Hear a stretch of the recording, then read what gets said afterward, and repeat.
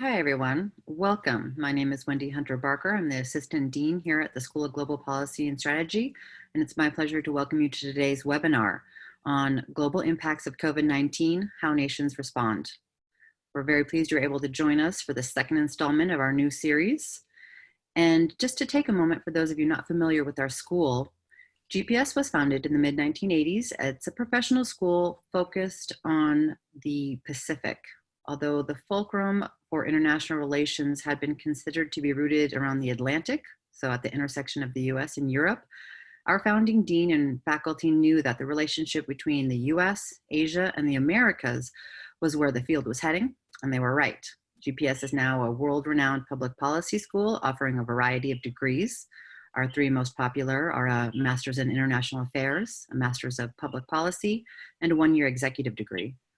We have over 10 active research programs and centers, and our faculty come from a number of different disciplines, predominantly political science, economics, and management, but we also have faculty from physics, engineering, and neurobiology, to name a few. Today, we're delighted to have with us two of GPS's esteemed faculty, Professors Stefan Haggard and Orrico, and a good friend of the school's Ambassador Rich Verma. And without further ado, I will turn this over to Professor Haggard. Thanks very much for getting us going, Wendy. My name is Stefan Haggard. I direct the Korea Pacific program at GPS. I spent the last 10 years looking at North Korea pretty closely, but I've written on the political economy of East Asia. And we're really pleased to be joined today by one of additional faculty member, as Wendy said, and also Rich Verma. Rich had a career in the State Department, served as Assistant Secretary, but most important for us, served as U.S. Ambassador to India from 2014 to 2017.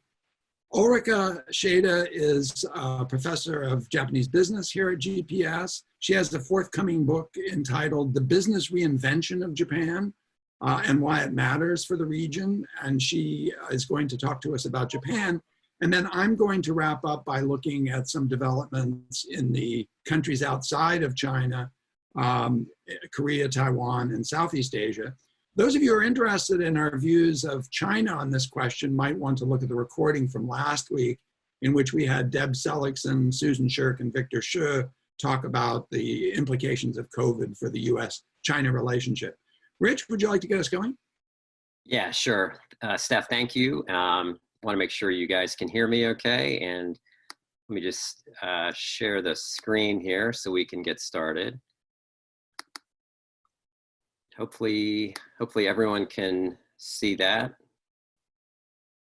Okay, great. So Steph, I'm gonna talk about India, as you said, and really I'm gonna try to do three things here. I'd like to talk about India, but I wanna start with just taking a step back and talking about Asia, just from not only as being the epicenter of the current epidemic, but also a place that we actually think could be the epicenter of the recovery as well. And I think it's an important juxtaposition, and it's happened very quickly. And then finally, I want to talk about some key takeaways as well. And I assured Steph I would do all of this in 10 minutes or less. And so we're gonna plow through this very quickly. So let me just go to the first slide. And I'm going to go back here because I think it's important just to remember how quickly things have moved over the last 3 months. And this is a map taken from January 30th, when we really were talking about Asia as the epicenter of the pandemic. We had 6 cases in the United States. China had almost 10,000 cases. And we were really looking at this from the US perspective as something over there that was happening in Asia. This was an Asia problem. This was a Wuhan district and province issue.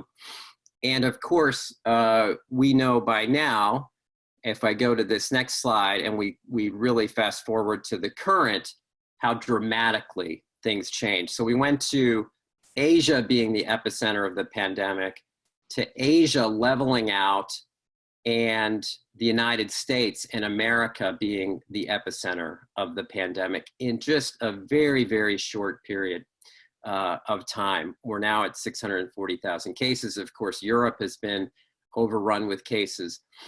But there is a really interesting country here that you'll see that has about 12,400 cases, and that's India.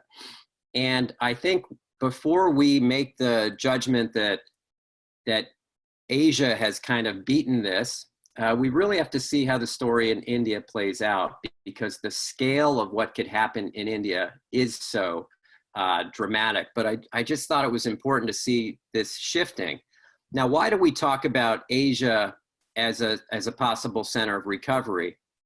And Steph, I think you'll get to some of this, but this is just, when we talk about flattening the curve or containing the number of cases, we see what's happened in Taiwan and Singapore and Indonesia. We see South Korea doing a good job. And we even see China has leveled out under 100,000, around 85,000 cases. Now, obviously some questions about the accuracy of the information that we're getting. But again, the numbers have been under control. And so we start to look at Asia now. Can they come out of this, bring our global economy back, beat this public health crisis? What lessons can we learn? So very, very important and valuable lessons coming out of Asia.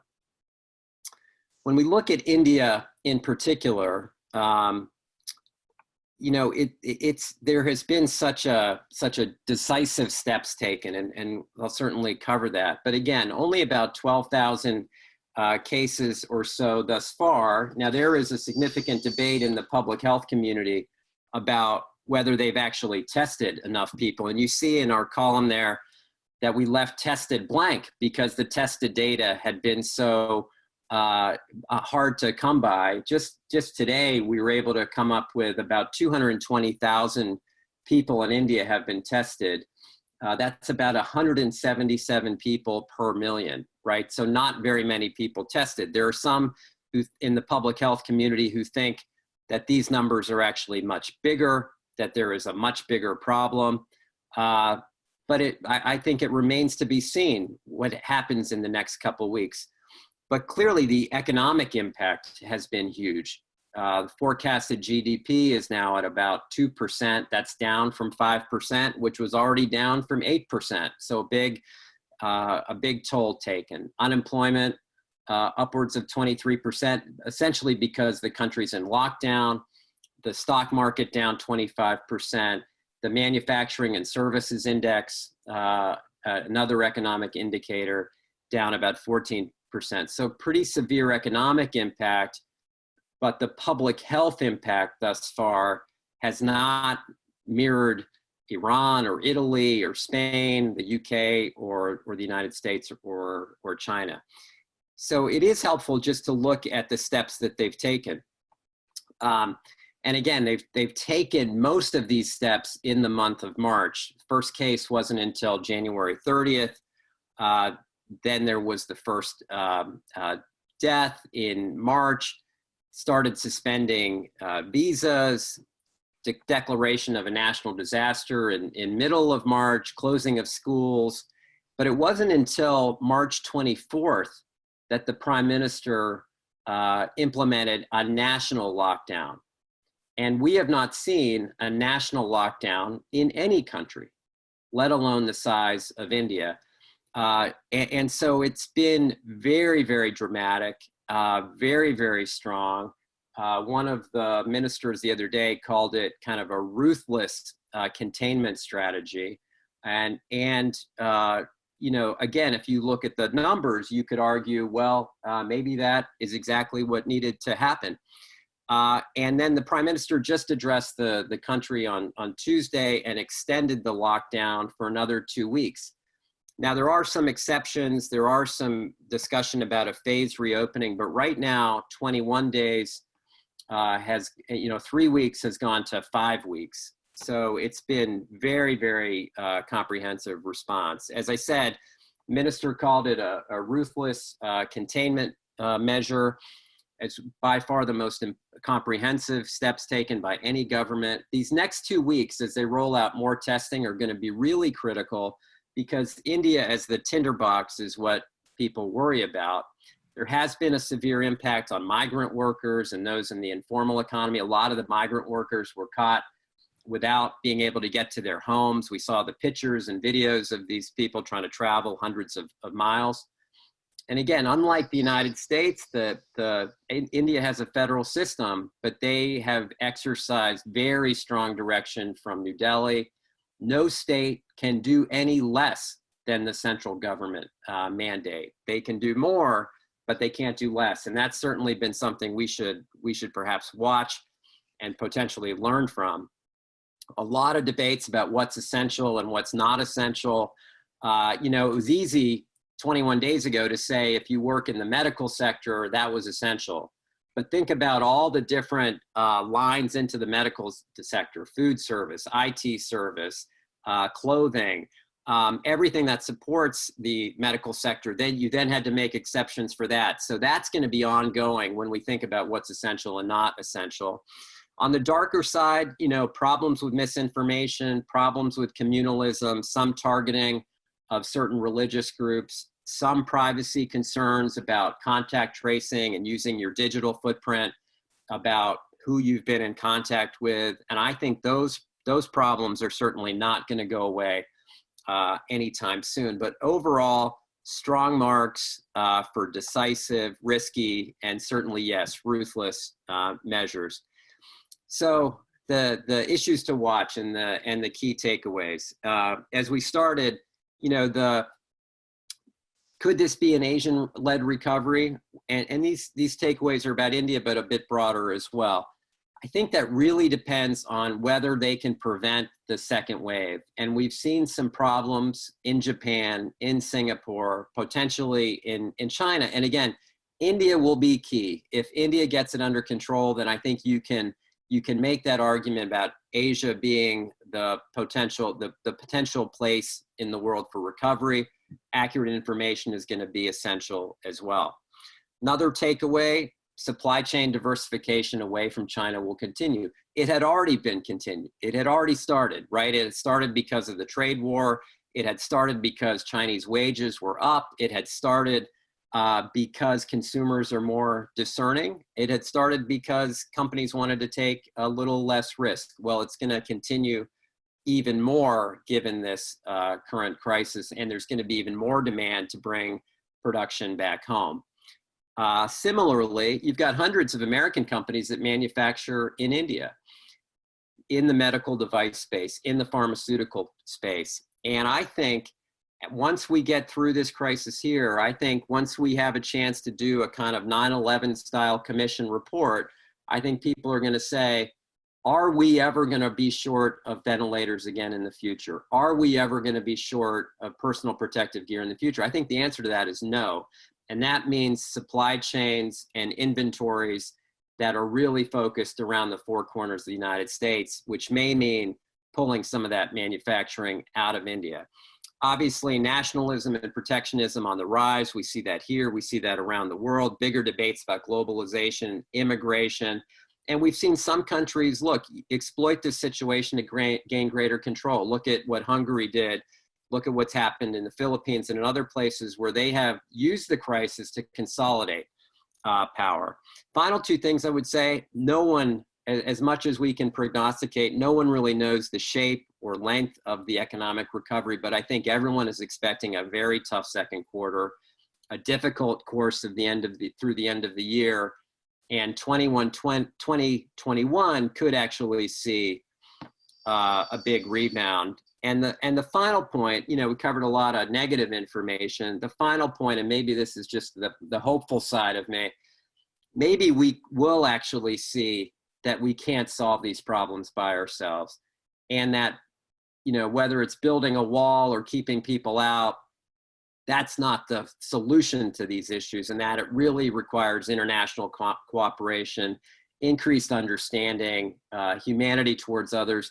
The fact that the G20 or G7 really have been on the sidelines for this crisis is staggering to me, that we have no international framework to govern export controls or pharmaceutical supplies, let alone the humanitarian crisis that this is. Should India want to play a leader in global health security and international institutions, it certainly has an open pathway to do that, but that remains to be seen. And Stephen, I think I'm a minute over, and I will stop there and look forward to the discussions. Rich, that was really great. And as you all see, a number of these themes are going to come out in my presentation, I'm sure, and Ulrica's as well. Thanks for teeing this up, Rich. Ulrica, do you want to take us to Japan? Sure, thank you. So let me share just a few PowerPoints on my end as well. So I was in Tokyo as a visiting researcher at a government research institute the first 3 months of this year. So I was actually in Japan. And one of the things, I have to figure out how to, okay. So I came back with a strong, I was reminded of Tolstoy that each and every country that we're talking about here is really unhappy in its own way about this. And countries are taking measures that are very different. And I think one of the things, one of the points that I would like to make in my 10 minutes here is that we probably need to withhold judgment on what is the right or wrong thing to do for a long while. Until we actually know why countries do what they're doing. And still yet we have some frameworks that allow us to study these differences across countries.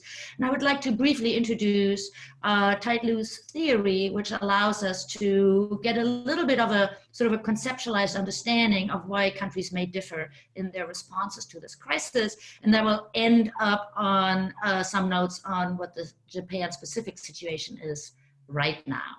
Okay, so tight-loose theory looks at the social norms of behaviors across countries and measures the consensus of what is the right thing to do in a certain situation and the tolerance toward deviant behavior. And this is research that has been done very carefully out of the University of Maryland. And what it shows is that there are persistent differences across countries in how people behave in a given situation. And there are some reasons why there are these differences, and it would be too long to get into this. But the takeaway is that these differences result in predictably different societal preferences of what we should do at time of crisis. And what I've given you here is a distribution of a number of countries that Michelle Gelfand and her team at the University of Maryland have tested on this. And so what you see is that the Asian countries are, for reasons that are interesting, and we can also discuss, at the tight end of this distribution, whereas the United States and the Anglo-Saxon countries are looser. What that means is that when we have a situation where somebody might say, the right thing right now is to behave in ways that allow social distancing, then people in Japan in particular will actually do this because nobody wants to be the dude that didn't do what was asked to do, and nobody wants to stick out, and everybody wants to be considerate. So I'll come back to what that means for the Japanese situation. In Japan, we actually have had an interesting test case, which was the Princess Diamond cruise ship, which up to this day gives us the best data yet of what we might be dealing with. This cruise ship, you may remember, docked in Yokohama on February 4th, 2020, and all 3,711 people on that ship were tested. Okay, and there were 2,700 passengers, and the other were crew. The crew were a little younger, the passengers a little older. What they found is that out of these, the entire number of people on the ship, 20% were infected, and 0.4% died, which might have been a little bit on the low side. However, the median age of these people that passed away was fairly high, and there were no children on board. And so the Japanese took away from this a sense was, okay, so 20% will get this and maybe 1% will die. Now, whether that will turn out to be true for the entire world remains to be seen, but that was the mindset with which the Japanese government went into the crisis, because this happened very early, right? And out of this resulted a Japanese response to the crisis that is referred to as the cluster buster response.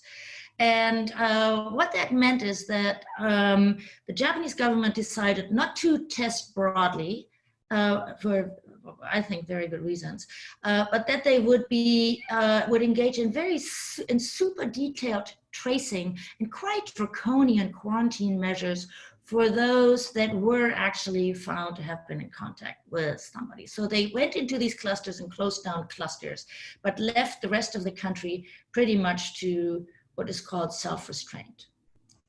So why did they not roll out a more, widespread testing net? Is that in the Japanese setting, if you were to announce people should get tested, literally everybody would rush to the hospital. And that was not seen to be a good thing to do, at least in early February. One of the reasons, by the way, is that Japanese houses tend to be too small for isolation, so that it wasn't even clear what a countermeasure would have been if somebody would have been found to be positive. Would you send them back home? You can't do that. Keep them in the hospital, it would overload the hospitals. Now Japan is using hotel chains for quarantine purposes, so we will see how that's going. All right, so as I mentioned, I was in Japan. This is the Japanese experience curve here. Let me just run you through this very briefly. So the first case in Japan was a Tokyo cab driver, no less, on January 31st. And this led to this first cluster buster approach of going in and looking who this cab driver had been in contact with.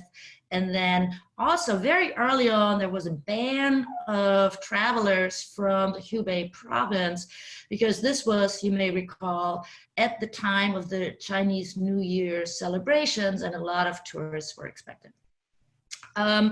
By mid-February or late February, about 100 people were found to be infected in Japan. The emperor's birthday was canceled. That was a huge step because it would have been the emperor's 60th birthday and so forth. So there was a cancellation of public events. Self-restraint became the new motto. Stay home if you can, use a mask, sanitize. And on February 27th, all schools were shut down. This was a really early, very important step, because it brought home to people that we're getting serious about this. We're not going to tell you to stay home, but do it if you can. And by the way, your children are home, so you better find a solution to that. By mid-May, the laws were amended to allow the government to announce special emergencies, but then not much happened. There were less than 500 cases. So there was a beautiful weekend on the 20th of March, and the cherry blossoms were peaking, and the sun was out, and the winter was over, and so everybody went out to view the cherry blossoms. I was one of them. And so, and that was not a good thing to have happened. The Tokyo mayor on the 25th warned of an explosion and said, we'll do a stay-home weekend. There's an interesting thing between the governor and the prime minister, and as you might know, then a week ago, emergency was declared. This morning, the prime minister declared a national emergency. The challenges there are that there are no penalties, and there's still some nightclubs and restaurants open. So Japan is right now not in a good spot. But here's some interesting data, or what I think are interesting data, and that is that you've seen these larger numbers before. So what we have here is the confirmed cases and the deceased, and then the case fatality rate in percent, and then the death per million people. And Japan's death rate is happily so far still very low, which has led to a lot of head scratching. What is this? Is there something we can learn from Japan, or is Japan just lucky? Or what might be explanations of why this is? And so I'm looking at this 1.5 number. And so explanations range from the effectiveness of this cluster buster approach, which may be reaching its limits. Another data point that's interesting is in Japan, the largest incidence is currently still with younger people. This is similar to Germany, where the skiers got infected first because they caught this in some ski resort. In Japan, it's returning students from Europe. It's young people that think they're immune and they go to the karaoke bar. There is a theory also that obligatory BCG vaccinations are helpful in this. There is no medical substantiation of this, but it's a theory that is going around. And the luck element combined with the social distancing, the allergy season set on early this year in February. And so masks were everywhere and sanitizers were everywhere, and maybe the social distancing was helpful. There are those that think that the Japan being a tight culture as it is, that people are doing what they asked to do, and they are staying at home, and they are prepared, and they have their fridges filled. And so, so at least that was the story until recently. But now, of course, we have exponential growth setting on in Japan as well. And I think that the two challenges that Japan has right now, and I'll end on that, is that the Japanese mindset of disasters revolves around earthquakes. Japan has 1,500 earthquakes a year, and everything that has to do with disasters is set up around community response to earthquakes. This is now the opposite. And the opposite, Japan is actually not prepared for. Hospitals are very narrow. They have multi-use rooms, which is at a time of an earthquake would be the right thing to have. But let me also give you this data point that I think we need to appreciate. The Tokyo metropolitan area has 38 million people, which is the population of the state of California. And it is the size of the city of Los Angeles.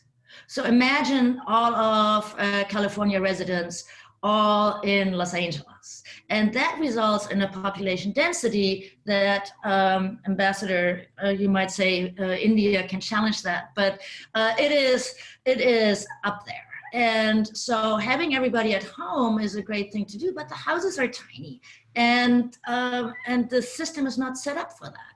And so I'll end on that somber note that Japan is actually right now really putting on a fight to contain this, and whether they can do that is a big question mark.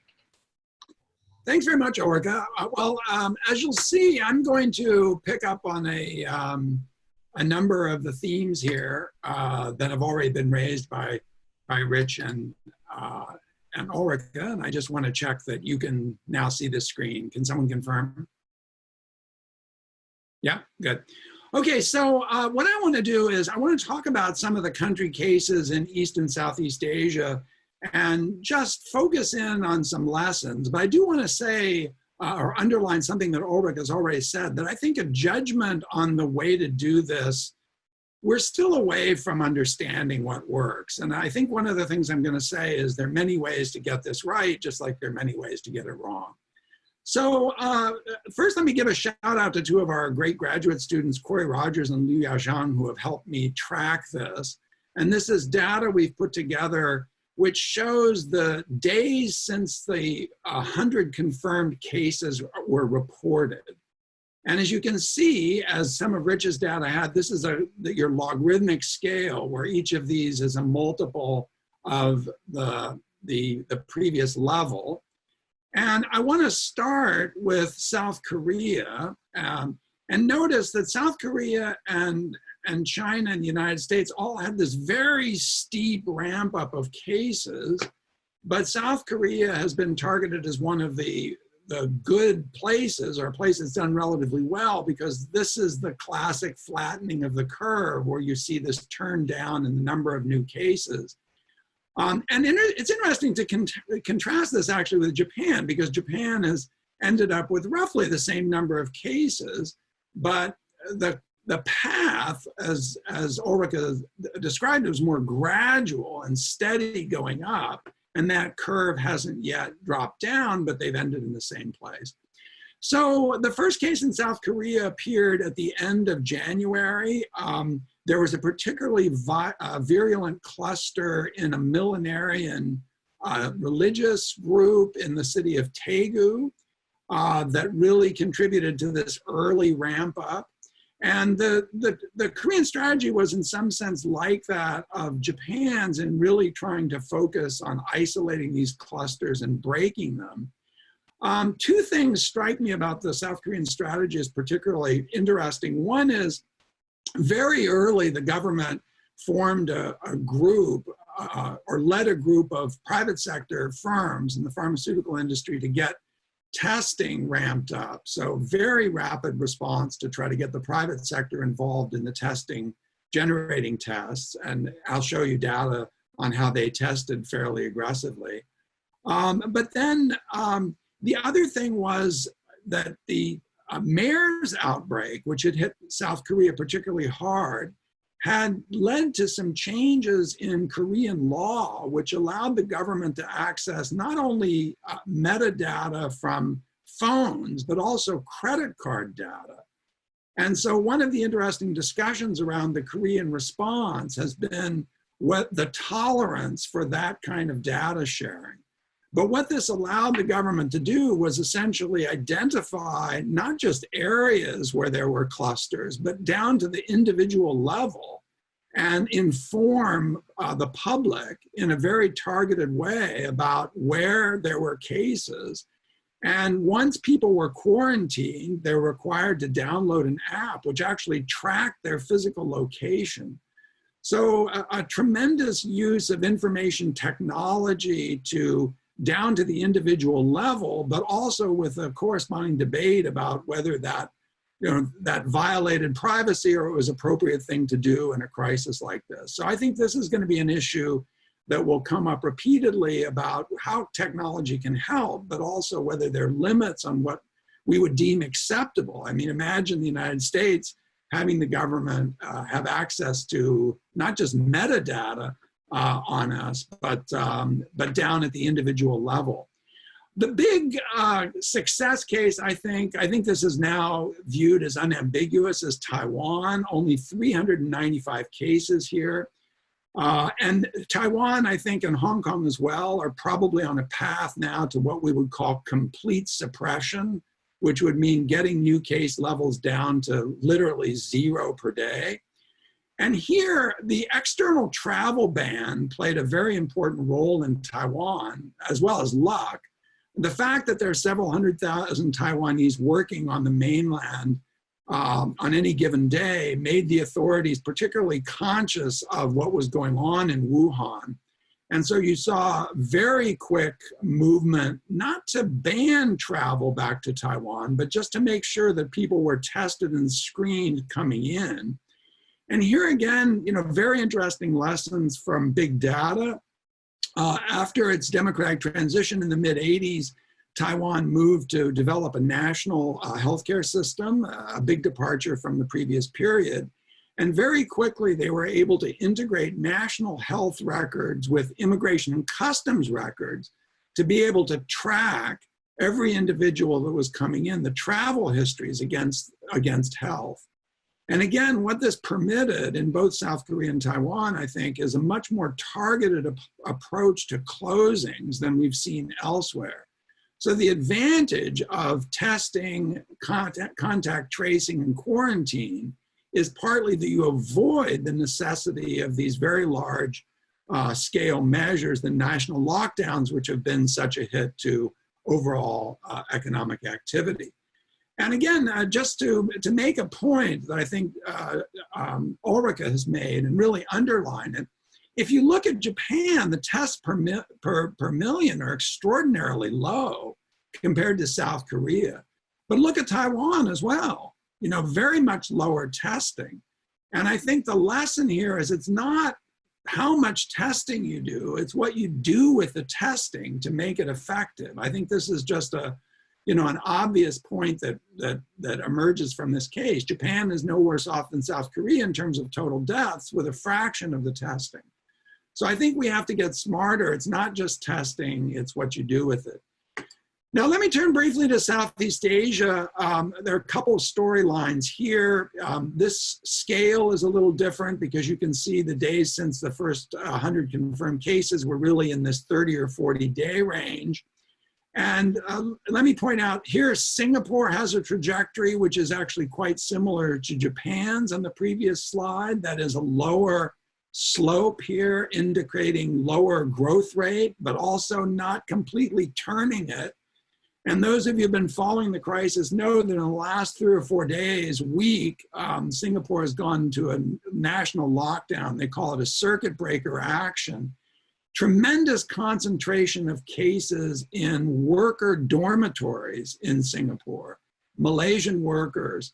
And this, indicates to me something I think we all know, is that this virus definitely has a class dimension to it. These workers are very vulnerable. They're in these dormitories where they're sleeping 10 to 12 a room. The lockdown had this perverse effect of actually expanding the reach of the virus in Singapore. And so even though this is a tremendous high quality health system, semi-authoritarian government, high capacity to act, it's still possible to get things wrong. And Singapore has really been struggling. But let me focus on the Southeast Asian cases, because the one that worries me the most is Indonesia. And here I really want to pick up on an important point that Rich made about poverty and informality. Because remember, up until this point, the crisis has been overwhelmingly in China, which for all practical purposes has to be viewed as an advanced industrial state in terms of its capacity to respond, the United States and Europe. But we really haven't yet seen what's going to happen in countries that are basically just poor. Indonesia is a middle income country to be sure, but the healthcare system is very much weaker than those in a Japan or a Singapore or a Hong Kong. And here in Indonesia, we've seen the epicenter in Jakarta, but Jakarta, a city of over 10 million population, probably has 2 million informal sector workers in sectors like construction.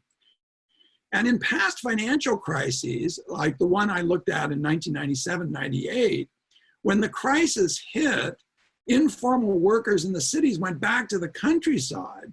And that served as a kind of social buffer, a social insurance scheme that protected them against the financial hit.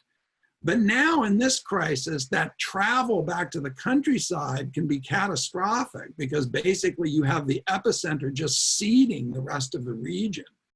And one of the reasons Indonesia has been struggling is because Ramadan is coming at the end of the month, and the clerics, I think, were grappling with this whole issue about whether to let people go back for Ramadan to their villages or whether to stay in place, and what they would do if they stayed in place.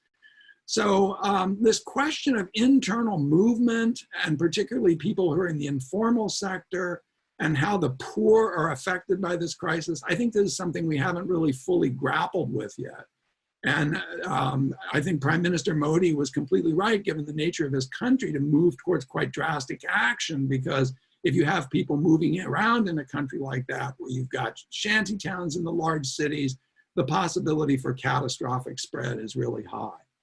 Let me just shift gears in my last couple minutes here to some of the economic issues, because obviously this is a crisis which has both medical and economic dimensions. And just pick up and amplify a point made by Rich about the recovery. Notice that these are projections that the IMF World Economic Outlook came out with just a week ago. And notice that what we're seeing is the countries of East Asia maintaining at least potentially near positive growth. And China, again, being a kind of key player here in not just the recovery from the virus, but from the world economic recovery that's going to be needed. I mean, this is obviously a big hit to total output in China, but it's still positive. And you compare that to these projections that the IMF is now making about Japan, -5%, Taiwan also obviously adversely affected for reasons we can talk about. And this was interesting. I was looking at the IMF projections for the ASEAN 5. A week ago, they said minus 0.6. Yesterday, they already downgraded that to minus 1.3. So this is a rapidly changing game. Notice that they're anticipating a rapid recovery here, but look at the differences with the United States and the Euro area. You know, Japan, the US, and the Euro area, we're going to see very large declines in total output. And China, you know, again, differentiating itself from the United States, effectively distancing itself from the United States if it can maintain growth rates that are in this range. So a lot is going to hinge on, I think, East Asia and how quickly it revives. Now, let me close by just saying a few things about trade, because if there's one feature of the Asia Pacific which is most distinctive, it's this incredible growth of interregional trade and these very tightly calibrated global production networks that Orrico has written about in her, you know, really interesting new book, how Japan has positioned itself within these networks. Other countries have positioned themselves in these networks. A country like Malaysia, 80% of its exports are in parts and components and assembly. You know, these are countries which are very heavily dependent on trade in these global supply chains. And if we look at the way this crisis has unfolded, you know, it started on the economic front as partly a supply shock, because what we don't, you know, I don't think is adequately appreciated is that Wuhan and Hubei more generally were one of many, you know, parts of the Chinese economy or locations in the Chinese economy that had these dense international production networks. For example, Korean automobile manufacturers relied on what was going on in Wuhan. The electronics sector did. And earlier in the week, we got this very positive news that first quarter China trade only fell by about 6%. The markets were anticipating a much sharper fall off. But even if Asian supply chains rebound now, the question is, where is demand?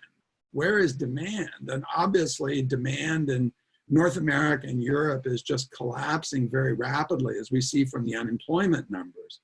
So my closing plea on this is that given the fact that we've got these other headwinds coming from the pandemic itself, it's going to be very important for the US to think about the value of continued trade restrictions. You know, do we want to continue the trade restrictions that are part of the trade war? Those weren't rolled back as a result of the first phase agreement between China and the United States. Those strike me at this juncture as being headwinds, particularly when you've got a service sector which is not going to hold up as it did in 2008-9. Services have been hammered, airlines, tourism. And I think this raises this larger question that Rich raised that we should discuss, which is, does the COVID-19 virus portend a greater decoupling of the United States from these East Asian production networks, either because of continued trade conflict or because of just risk mitigation, that firms and the government are going to say, look, we have to be careful about our dependence on these supply chains given the risks. So let me stop there, Wendy, and let's see if we can go to some questions. Let me pop this open. Okay, so Nina Gibbs asks, it'd be great to hear more about what is meant by testing, since this is such a pivotal piece of the puzzle. I believe we're all assuming that the COVID-19 virus testing is a standard process that has black and white results. However, is that the case? How are test results reported and to whom? How can we find out more specifics? Rich, do you want to take a stab at that? I know you've been following this closely. Yeah, I mean, I think you touched on it though. Both of you touched on it with your examples about Japan as well, not doing that much testing. India has done very little testing. And in fact, they're quite sensitive to the critique about not doing that much testing. But they also then point to the numbers and say, look, the other steps we have taken have worked. And in fact, we are going to concentrate on these hot zones. We have the data, we have the surveillance about where we have 6 or greater cases in a neighborhood or in a district, and we can go in there and really concentrate our effort. In a country like India, it's not practical to test hundreds of millions of people. And I think that's true. So I think we're good. And look, I've heard in the United States, people say, until every single American is tested, we're not going to get our arms wrapped around this. I don't think that's practical either. And I'm not, I'm no public health expert. So I think we've got to look at, I think these lessons that both of you have talked about in East Asia in particular are really fascinating. And we'll see if India gets this right, because there may be a much smarter way to do the testing. We simply can't test every single person. So let's see if these countries have the mix right. Right, great. I'll come back to you on this, Orrico, but I want to take another question here. Deb Seligson, a PhD here from GPS, says, why aren't we focusing more on Vietnam? And if I can, if you'll indulge me for a second, let me just go back, because I didn't talk about Vietnam much, but I think it raises interesting issues. So let me just show you quickly the data on Vietnam, because look at this. Look at this. Very rapid response in Vietnam, partly again because it had been hit by earlier rounds, both SARS and H5N1. But there's also this question, which I think we're going to be debating going forward, about the pros and cons of what state socialist economies have done.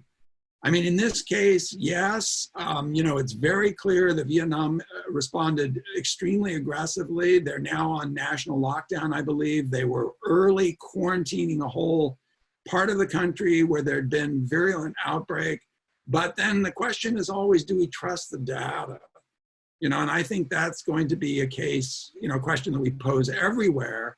But with some of the state socialist economies, I think that debate is going to be a really central one. Do we believe the Chinese numbers? And I know, Deb, you've spoken on this yourself, that they're probably underestimating the cases. But I think we do have to look at Vietnam right now as being successful.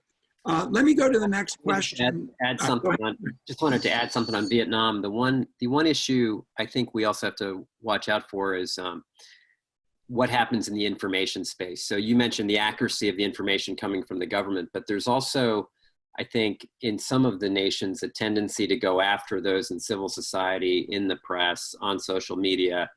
I think it may perhaps in the eye of the observer as to what is misinformation and what is a critique of the government. And so that has created a whole set of challenges about, can you critique a current, a sitting government's approach? And so it'd be interesting to see how that plays out. Yeah. If I have a chance to come back to this on another question, the whole question of whether governments, semi-authoritarian governments, are taking advantage of COVID to expand their powers is also the piece of this in countries that are not openly authoritarian.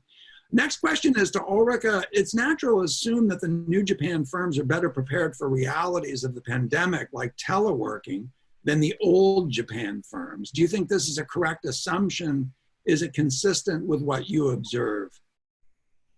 Yeah, so let me just explain the terminology there, which comes out of my previous book, actually. So the new and old doesn't refer to age, but to mindset, right? And so as my students had to kind of go through the pages of that, we made a differentiation between the old mindset of Japanese companies that are like we knew them in the 1980s, and the new Japan companies are more aware of the need to be more global, quicker, more nimble and agile in their competitiveness. So the question is a fantastic question because that's exactly what we're seeing. The Japanese companies have long had the system of lifetime employment where we have these images of these salaryman in the subway, they slip to work in the morning and then they very exhaustedly get back home late in the evening, and suddenly everybody has to telework.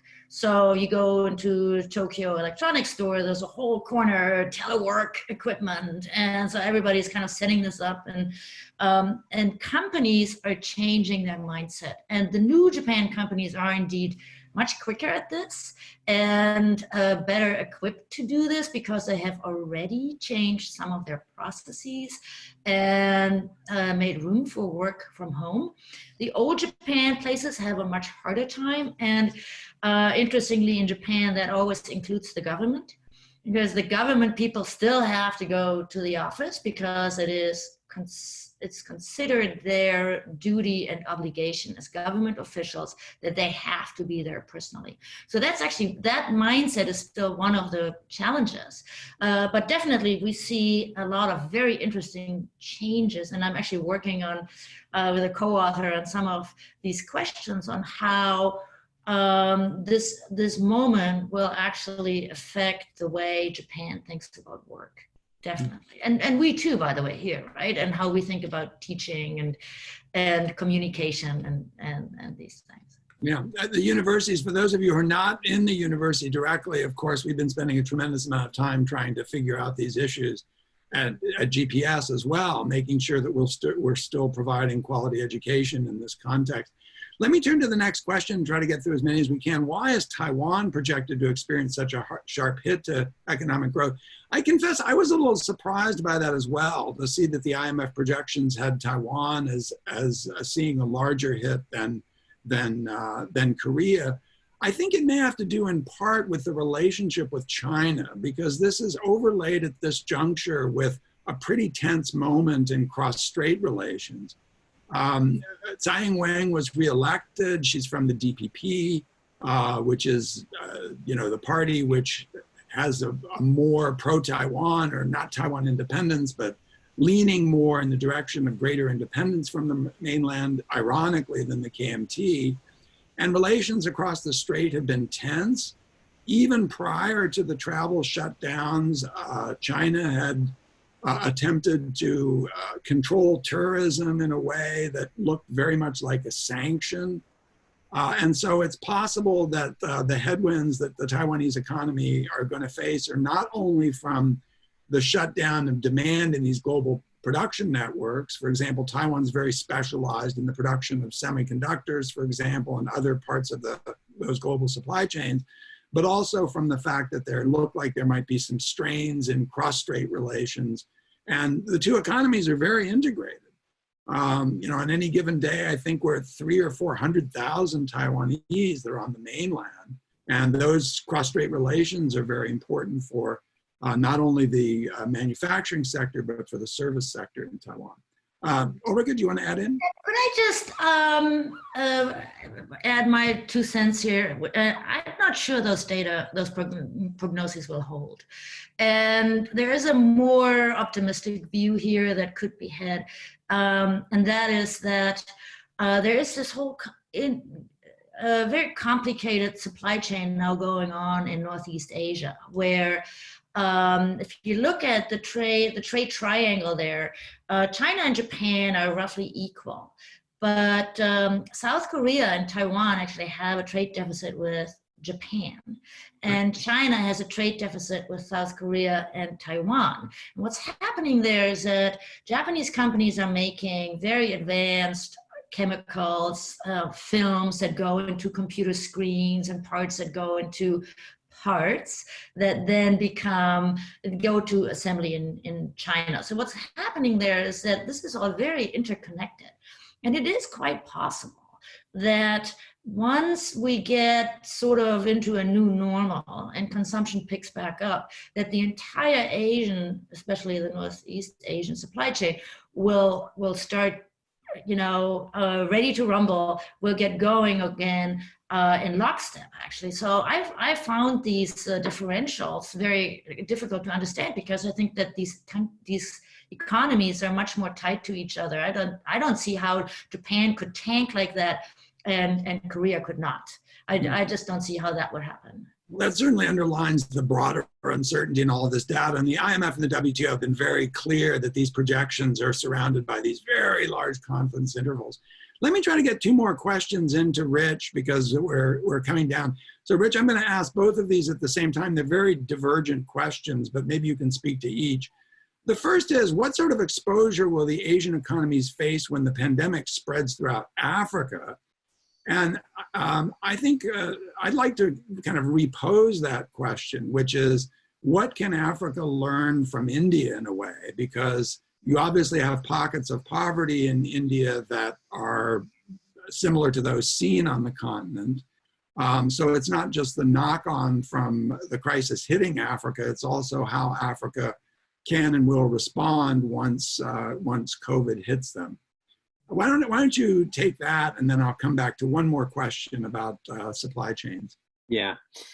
Well, I think that's a good question. I mean, I think we've seen over the years Asia become more intertwined with Africa from a trade perspective, security perspective, people to people, a lot of workers going back and forth. But I don't know that it's significant enough that it'll have an economic kind of impact on Asia, to be fair. I just think there's not enough two-way trade or investment between Africa and parts of Asia. Now that's obviously different as you shift across into the Gulf and into the kind of Gulf region. But you know, if I'm in Africa and I'm thinking about the conditions in India, where you do have very densely populated cities, you have a lot of people living in tough conditions, on the economic edge.